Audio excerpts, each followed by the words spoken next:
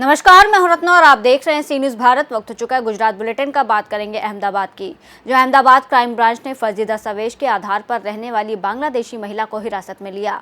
आगे बात होगी गांधीनगर की, जहां बैंक के सामने दो बाइकों की टक्कर हुई, एक व्यक्ति गंभीर रूप से घायल हुआ।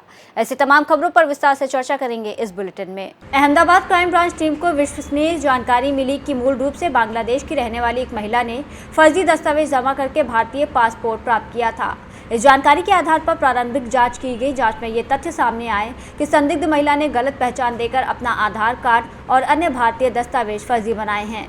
इसलिए पासपोर्ट प्राप्त करने के लिए संदिग्ध द्वारा भरे गए फॉर्म के विवरण के बारे में इसके आधार पर महिला की जांच करते हुए बात सामने आई कि फर्जी दस्तावेज हैं। पासपोर्ट फॉर्म में दिए गए मोबाइल नंबर का तकनीकी विश्लेषण करते समय उसने दूसरे नाम का मोबाइल नंबर बताया। इसके साथ ही साल 2017 से साल 2021 तक उसने गुजरात और महाराष्ट्र का पता कुल 6 बार बदला।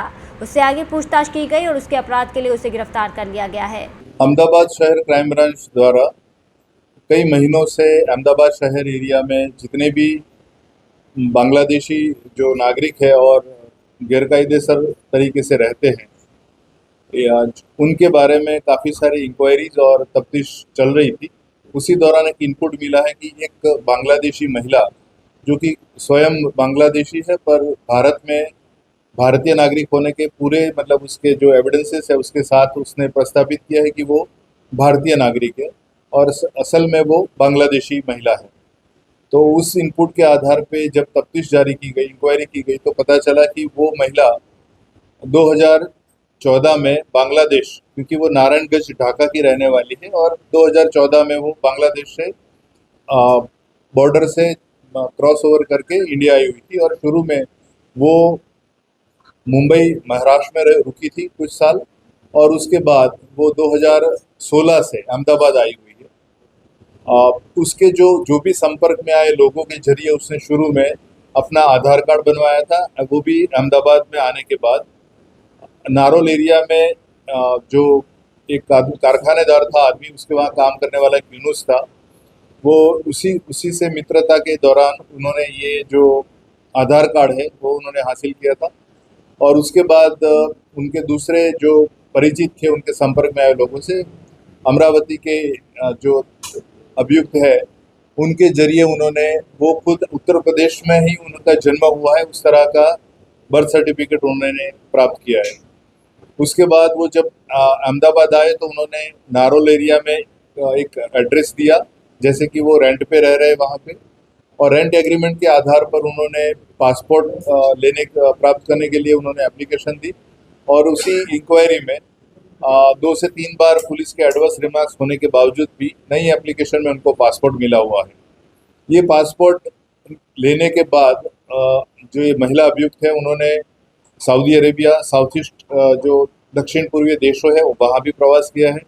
बांग्लादेश भी वो 3 से 4 बार गई है। और उनके वहाँ जब रेड हुई तो वहाँ जहाँ रह रही थी वहाँ से उनके घर से बांग्लादेशी जो करेंसी है वो इंडियन करेंसी, यूए की करेंसी वगैरह मिली है।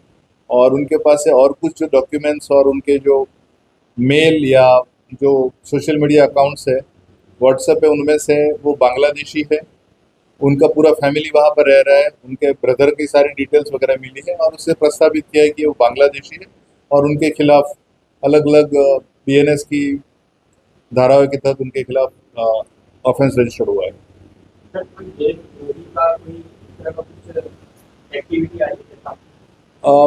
ये जो महिला अभियुक्त है वो 2014 से भारत में रह रही है, और इन्होंने जो भी डॉक्यूमेंट्स अवेल कराए, उन्होंने जो भी जिस तरीके से, वो सारे जेन्युइन लिए, पर उनका तरीका गलत था।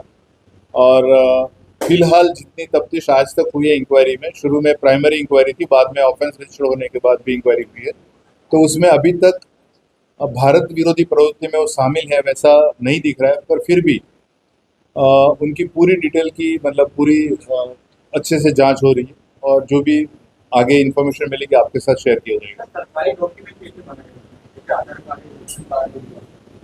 मैंने अभी बताया था कि आधार कार्ड उन्होंने अहमदाबाद के ही जो रईस थे जिनका नाम यूनुस था, हालांकि अहमदाबाद से सी न्यूज़ संवाददाता योगेश गोस्वामी की रिपोर्ट।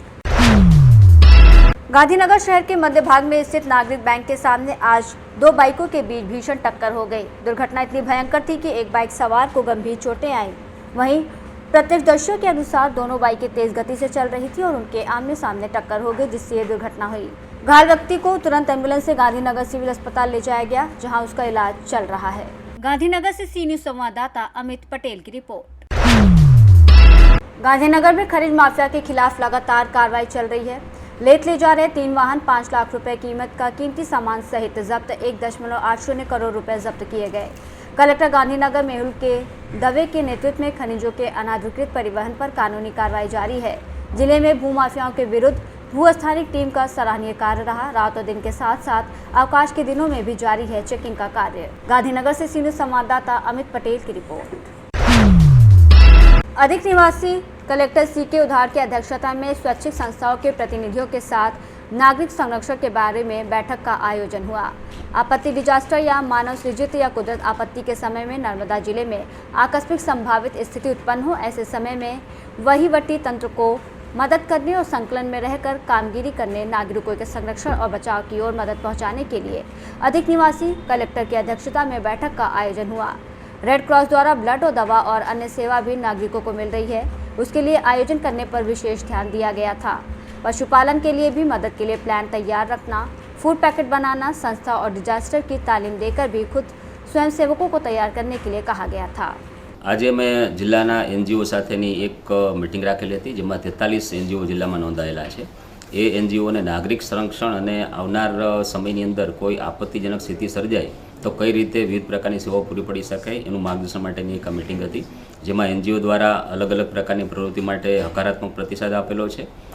અલગ અલગ સ્થિતિની અંદર બ્લડ માટેની રિક્વાયરમેન્ટ હોય કે પછી આપત્તિજનક સમયમાં મેસેજ આપવાના હોય, લોકોના બચાવ માટેની કાર્યવાહી કરવાની હોય, લોકોને આવશ્યક સેવાઓ પૂરી પાડવાની હોય, પુરવઠો હોય, પાણી હોય, આ બધા માટે છે એ લોકો આવતા સમયની અંદર કેવી રીતે મદદરૂપ થઈ શકે એની માહિતી માટે આજે અમે મીટિંગ કરેલી હતી, જેમાં એ લોકોની ભવિષ્યમાં અમે ટ્રેનિંગ પણ રાખશું અને દરેક ગામે ગામ છે નાગરિક સંરક્ષણ દળ માટેનો એક લિસ્ટ તૈયાર થાય અને એ લોકો છે આમાં એક્ટિવ ઇન્વોલ્વ થાય એ ઉદ્દેશ સાથે આજની અમે મીટિંગ કરેલી હતી, જેમાં એનજીઓએ એકદમ स्वैच्छिक रीते भाग लई અને અમને પૂરા સહકારની ખાતરી આપેલી છે।